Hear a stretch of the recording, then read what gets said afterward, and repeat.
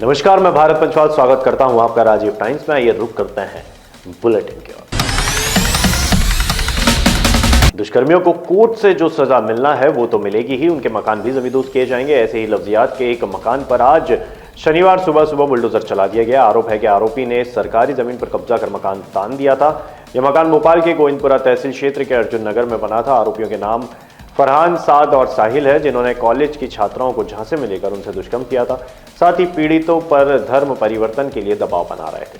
इसी के चलते कांग्रेस मीडिया के अध्यक्ष मुकेश नायक का बयान सामने आया। उन्होंने सरकार की बुलडोजर कार्रवाई को गलत बताया। उन्होंने कहा बीजेपी के पास सिर्फ 2 ही हथियार है, एक FIR दर्ज करा देंगे और दूसरा घर गिरा देंगे। बीजेपी की इस आदेश से जनता में भय व्याप्त है। करा या नहीं करा, और मेन तो ये होता है कि सबसे बड़ी वजह, अगर लड़कियां मेरे बच्चे का नाम लेती तो मैं मानती कि मेरे बच्चे आरोपी है। मेरे बच्चे का नाम तो लड़कियों ने भी नहीं लिया, नहीं मैंने चालान डायरी में देखी। ये जो आपका घर तोड़ा गया, ये सही है गलत है? देखिए, घर तोड़ा है तो किस लिए तोड़ा, हम लोग कहाँ जाएंगे, ये कौन सा नियम है? अगर अवैध थी जगह तो बनाने क्यों दिया? पहले तो रोक नहीं देता। यहाँ 400-500 जुग्गियाँ रह रही हैं, सारे लोगों के पास पट्टे हैं, किसी के पास नहीं है पट्टे। मैं अकेले थोड़ी रह रही थी यहाँ पर। अतिक्रमण के संबंध में शिकायत मिली थी। अर्जुन नगर में शासकीय चरोखर की भूमि है, उसके अतिक्रमण के संबंध में शिकायत मिली थी, जो कि सही पाई गई। तहसीलदार द्वारा MPLRC धारा 248 के अंतर्गत विधिवत सुनवाई करने के बाद, इनको अवसर देने के बाद 19 अगस्त को आदेश पारित किया गया था और इनको 4 सितंबर तक हटाने तक का वक्त दिया गया था। इनके द्वारा नहीं हटाया गया, तो आज हमारे द्वारा फोर्सफुली हटाया गया। क्या नाम थे इनके? देखिए, 3 लोग थे, रिजवान खान, शमशुद्दीन और इब्रार खान। तो इनमें से 2 के हटा दिए। एक का व्यवहार न्यायालय में, माननीय व्यवहार न्यायालय में प्रकरण प्रचलित है। आज 11 बजे हमारा जवाब लगना है, तो उसके बाद जैसा निर्देश मिलेगा। कितनी संपत्ति थी? देखिए, 1200 और 600 स्क्वायर फीट के 2 घर थे, एक डुप्लेक्स था और एक सिंगल स्टोरी था। ये दोनों को हटा दिया गया।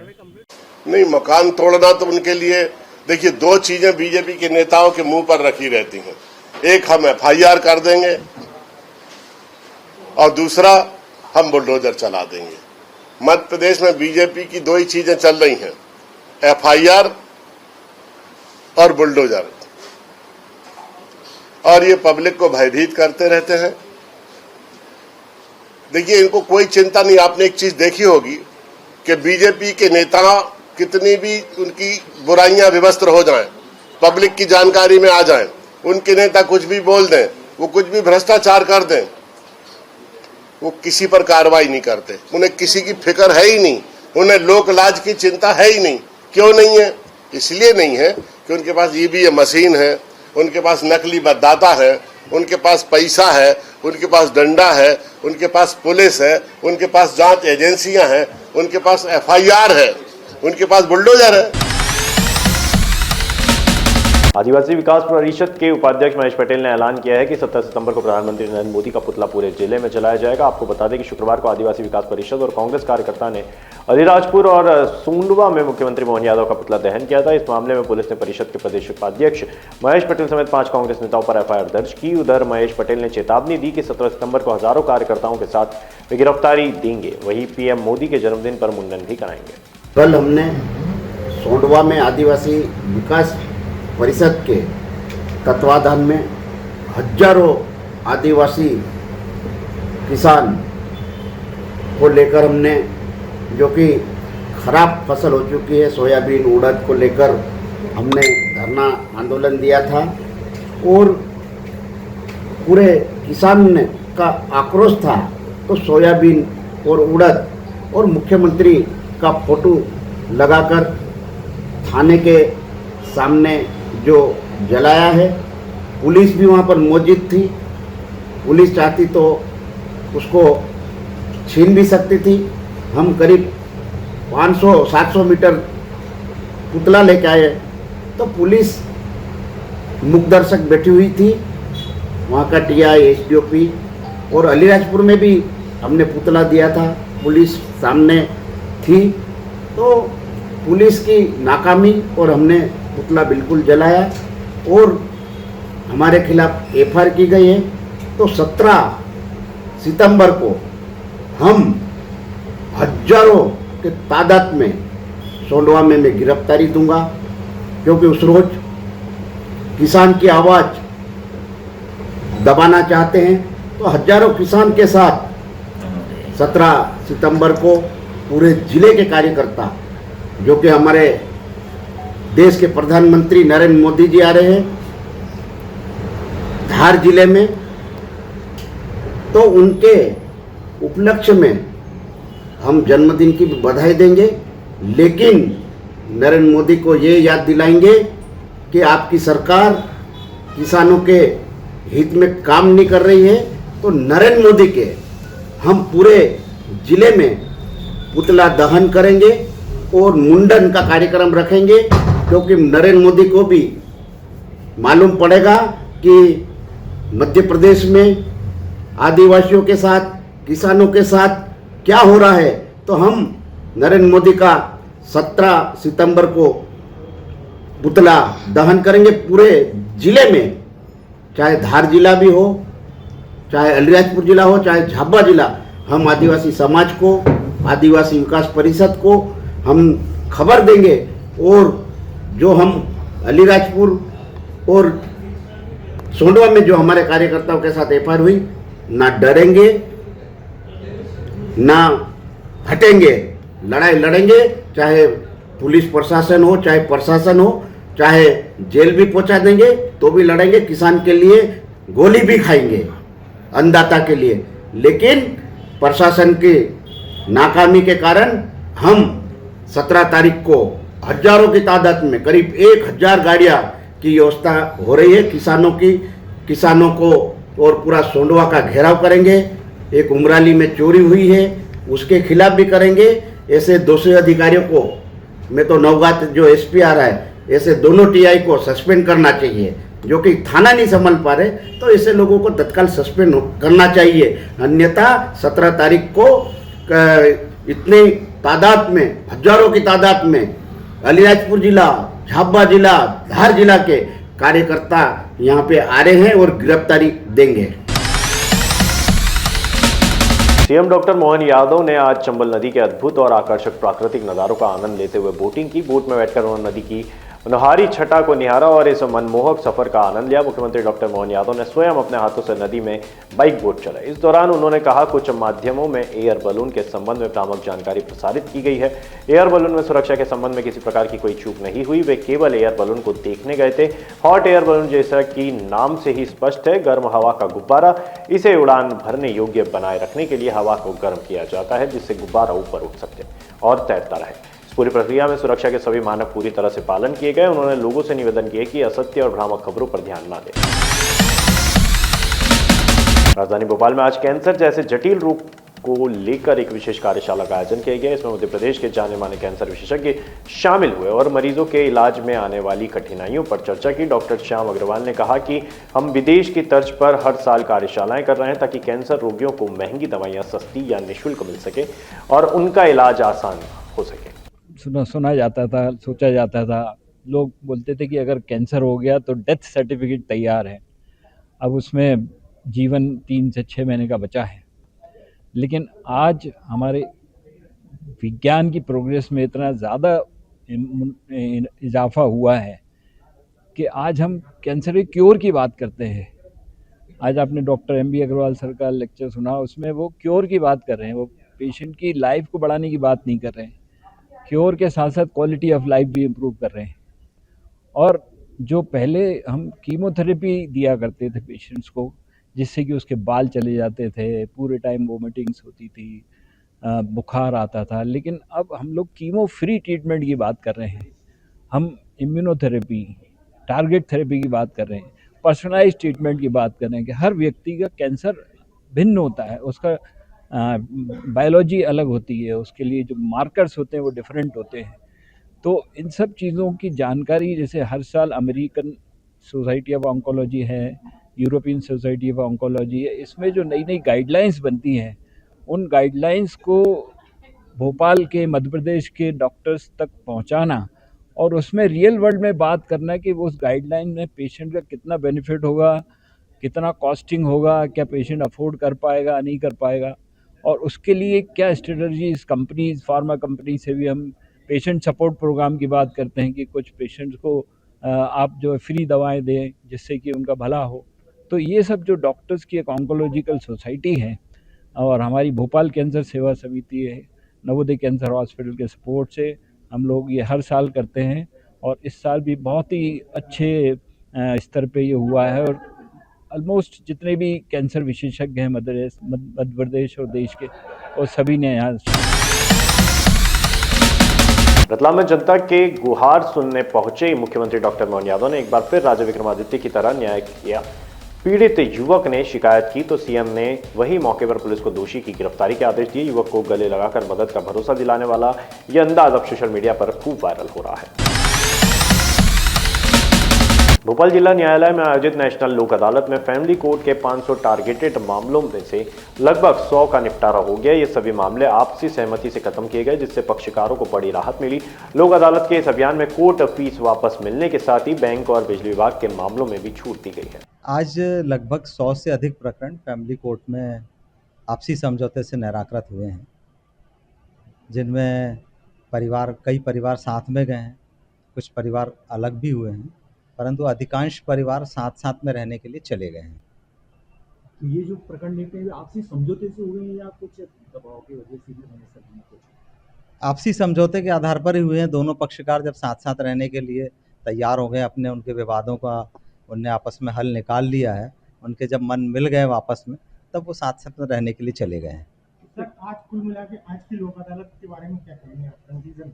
आज की लोक अदालत में लगभग हमारे 25 जो टारगेटेड केसेस, हमने 500 केसेस रखे थे, उसमें से लगभग 100 प्रकरणों का निराकरण हो चुका है, जो कि संख्या लगभग 25% के आसपास ही है। तो हम इसको सफलतापूर्वक लोक अदालत को होना मानते हैं। 25% प्रकरणों का निराकरण होना, जो लगभग 100 प्रकरण निराकृत हुए हैं, वो नियमित रूप से 1 माह में एक अदालत में निराकृत होते हैं। तो लगभग 1 माह का डिस्पोजल हमने 1 दिन में लोक अदालत के माध्यम से। लोक अदालत में जिस तरह से जनता ने उत्साह दिखाया है, उसके लिए मैं बहुत धन्यवाद ज्ञापित करना चाहूँगा पक्षकारों को। और लोक अदालत का सबसे ज़्यादा फायदा पक्षकारों को ये होता है कि उनके केस इसी स्तर पर निराकृत हो जाता है, उनको अपील रिवीजन नहीं करना पड़ता है, उनके मतभेद खत्म हो जाते हैं। जैसे कि लोक अदालत का जो नारा है कि कोई ना जीता कोई ना हारा, लोक अदालत का है यही नारा। तो इसमें किसी की हार किसी की जीत नहीं होती है और दोनों ही पक्ष एक तरह से जीते, क्योंकि वो उनका मतभेद खत्म हो जाते हैं और उनको अपील डिवीजन नहीं करनी पड़ती है। तो इसी स्तर पर केस खत्म हो जाते हैं। और जहाँ तक छूट की बात है, तो इसमें जो विभिन्न बैंक्स रहते हैं और इसके अलावा बिजली कंपनीज रहती हैं, ये अपनी छूट निकालती हैं। जो पेनल्टी होती है उनकी, वो वेव ऑफ कर देते हैं। तो इससे भी पक्षकारों को इसमें काफ़ी हेल्प मिलती है। इसके अलावा जो कोर्ट फीस है, सिविल केसेस रहते हैं उसमें और चेक बाउंस के केसेस रहते हैं, उसमें काफ़ी ज़्यादा कोर्ट फीस लगती है। तो वो कोर्ट फीस पूर्णतः वापस होती है 100%। तो ये भी लाभ पक्षकारों को मिलता है। सर, अदालत की केसों की पेंडेंसी कितने प्रतिशत तक कम होती है? कुछ टेंटेटिव आइडिया? ये आंकड़ा जब फाइनली आ जाएगा उसके बाद ही हम बता पाएंगे। विश्व हिंदू परिषद की लीगल सेल की 2 दिवसीय बैठक इंदौर में आयोजित की गई। इसमें सीएम डॉक्टर मोहन यादव, केंद्रीय कानून मंत्री अर्जुन राम मेघवाल और पूर्व न्यायमूर्ति वीएस कुगजे मौजूद रहे। बैठक में लफ्जियात और वक्फ बोर्ड कानून में बदलाव की मांग उठी। मुख्यमंत्री ने आश्वासन दिया कि केंद्र और राज्य सरकार इन प्रस्तावों पर गंभीरता से काम करेंगे। और सरकार बनने के साथ ही हमारी सरकार के दूसरे दिन के निर्णय में लाउड स्पीकर कहीं भी लगे हो, लेकिन डेसिमल तो नियत ही होना चाहिए और एक एक लगना चाहिए। तो 60,000 से ज्यादा माइक उतारने का काम किसी ने किया, तो हमारी सरकार के माध्यम से हुआ कि भाई अनावश्यक रूप से आप अपने अपने धर्म की इबादत करो, कोई मना नहीं, लेकिन कानून का पालन तो सबको करना पड़ेगा। अपने राज्य के अंदर खुले में मांस बेचना और जिस प्रकार से फूड सेफ्टी नियम है, उस फूड सेफ्टी नियम का पालन करना हम सबके लिए आवश्यक है। क्यों कोई विशेष लोग नहीं करेंगे? सबको करना चाहिए। मैं माननीय अध्यक्ष जी बताना चाहूंगा, हमारे राज्य में समान रूप से इस कानून को लागू कराने के लिए सबसे तेज गति से कार्रवाई की है। और ये जो आपने कुछ शब्द बोले हैं, लव जिहाद और क्या क्या है, इसी राज्य के अंदर यहाँ मछली मगर सबके ठिकाने लगाए गए अपनी सरकार के माध्यम से। बड़ी बड़ी हवेलियों के बड़े बड़े लोगों के लिए कानून सबके लिए बराबर है। कानून की निगाह में कोई बड़ा छोटा नहीं, कोई के लिए इस राज्य के अंदर इस प्रकार की गलत बातों को करने की किसी को छूट नहीं रहेगी। आज के इस अवसर पर चूंकि लीगल सेल के माध्यम से और वैसे तो आपने विषय निकाला, हमारे लिए तो आनंद की बात है जब विश्वनाथ भगवान आनंद से हमारे लिए अलग प्रकार का अवसर दे रहे हैं। बाबा महाकाल का, महालोक का आनंद आ गया है और भगवान राम आनंद से मुस्कुरा रहे हैं, तो कृष्ण कन्हैया क्यों वंचित होना चाहिए? जमुना जी का कृष्ण कन्हैया, वहां तो आनंद आना ही चाहिए। हमारे लिए तो सौभाग्य की बात है, हमारे लिए वो अवसर और ये प्रतीक्षा है। निश्चित रूप से कानून सम्मत तरीके से हमारी आप सबकी आंखों के सामने कृष्ण कन्हैया भी मुस्कुराएंगे और मथुरा में आनंद छाएगा। नंद घर आनंद भयो, जय कन्हैया। देखिए, ये विश्व हिंदू परिषद का एक विधि प्रकोष्ठ है, उनका आज ये कार्यक्रम है। उस कार्यक्रम में मैं आया हूँ। आपने अभी सुना भी होगा, आप सब साथी यहाँ थे। भारतीय दर्शन के अनुरूप हम बहुत से विषयों की चिंतन मनन मंथन करते हैं और फिर जो अमृत निकलता है उसके अनुरूप कानून बने देश में, तो निश्चित रूप से इसका लाभ समाज को मिलेगा।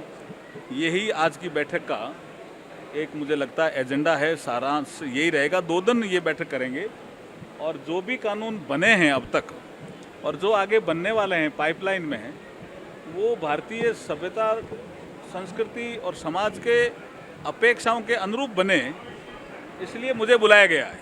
तो मैंने इनके बहुत से जो विषय हैं उन पे चर्चा की, आपके सामने भी।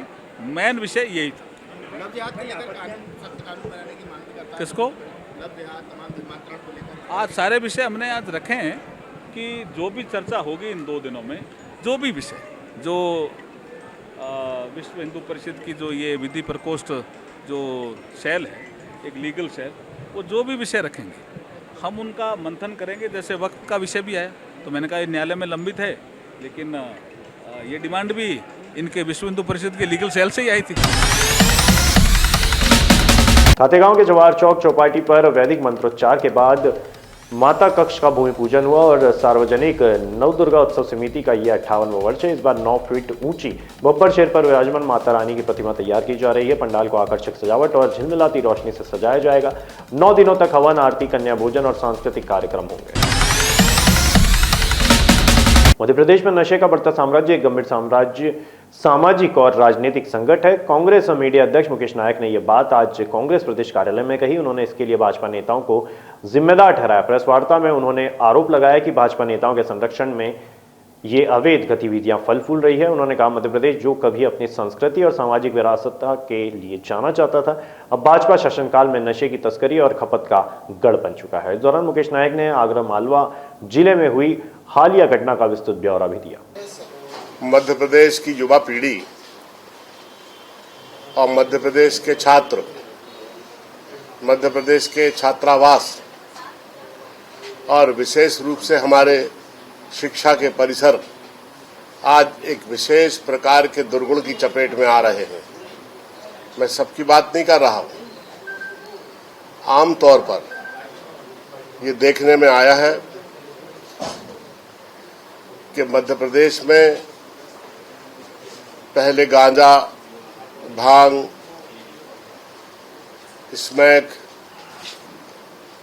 चरस, इसकी जगह एक बहुत ही खतरनाक सिंथेटिक और नशीले पदार्थ ने इसको रिप्लेस किया है, इसका स्थान ले लिया है,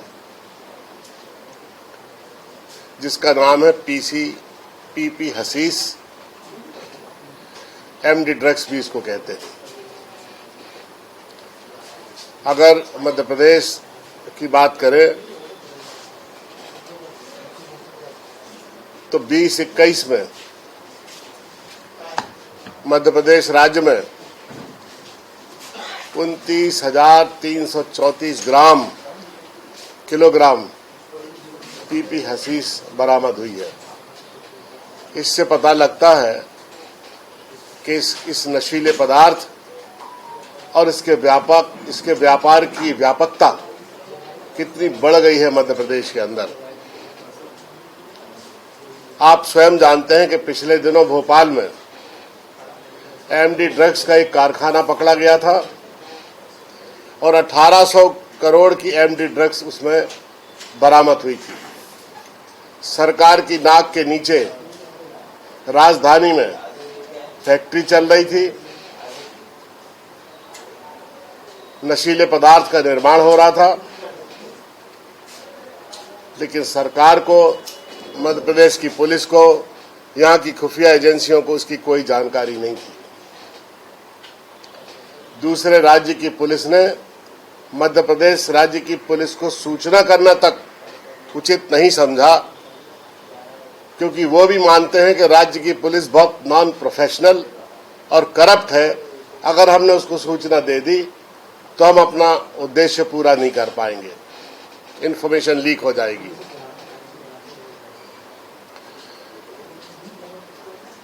आपको पता है कल 9 किलोग्राम कैटामाइन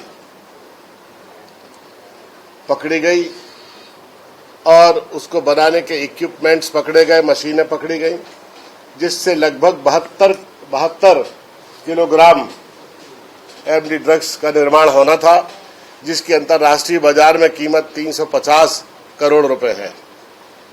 पिछले दिनों भोपाल में, ज्यादा दिन नहीं हुए, 90 करोड़ की एमडी ड्रग पकड़ी गई।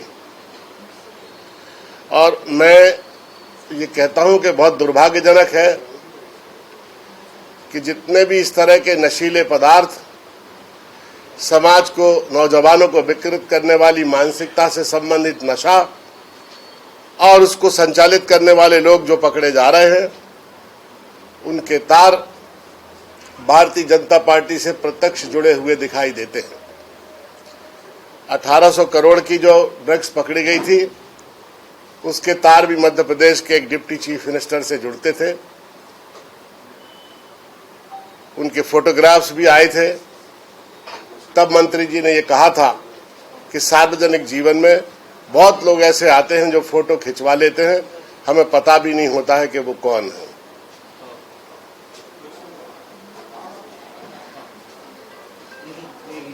अभी एक मछली वाले का नाम बड़ा चर्चा में है और पूरे भारतीय जनता पार्टी के नेताओं के साथ जिस तरह के वीडियो, जिस तरह के फोटोग्राफ्स और जिस तरह के प्रमाण आ रहे हैं, उससे पता लगता है कि मध्य प्रदेश के आधे मंत्रिमंडल के सदस्यों से उनके कितने गहरे नाते, रिश्ते और आत्मिक संबंध रहे हैं। मैं ये कहना चाहता हूं